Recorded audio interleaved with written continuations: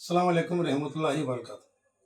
ఇప్పుడే సోషల్ మీడియాలో ఒక పోస్ట్ చూసిన కొందరి ఐడిలో ముస్లింలకు తీపి కబురు శుభవార్త అని వస్తే నేనేమనుకున్నా అంటే ఏదైనా సబ్సిడీలు ఉన్నా ఏమన్నా రిలీజ్ చేసినారేమో, లేదు కొంటే దుల్హన్ పథకం ఏమన్నా రిలీజ్ చేశారేమో, లేకపోతే రాష్ట్ర వ్యాప్తంగా వర్బోర్డ్ ఆస్తులకు ఏమన్నా రీసర్వే చేస్తూ ఏమన్నా కంచె ఇస్తున్నారేమో అని అనుకున్నా.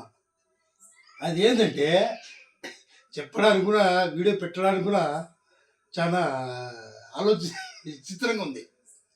విషయం ఏంటంటే రంజాన్ మాసంలో గంట ముందు ముస్లిం మైనార్టీ ఉద్యోగస్తులకు గంట ముందు వదులుతారంట.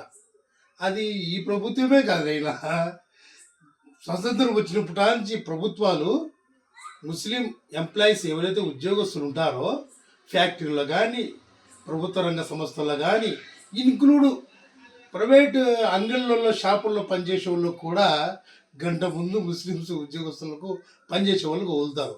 ఇదేదో పెద్దగా వచ్చినట్టు దాని ఒక పక్క వాళ్ళ ఫోటోలు, ఒక పక్క వీళ్ళ ఫోటోలు పెట్టి ఓ అని చెప్తున్నారు. ఏందయ్యా ఈ చిత్రం ఇది? మంచి ప్రభుత్వంలో మంచి కబురు అనుకున్నది ఏందది?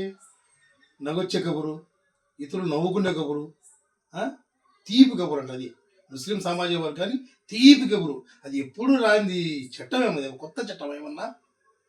ప్రతి సంవత్సరము ప్రతి గవర్నమెంట్ ప్రభుత్వం కూడా ముస్లింల కొరకు ఒక గంట ముందు వదులుతుంది, ప్రైవేట్ రంగం కానీ ప్రభుత్వ రంగంలో కానీ.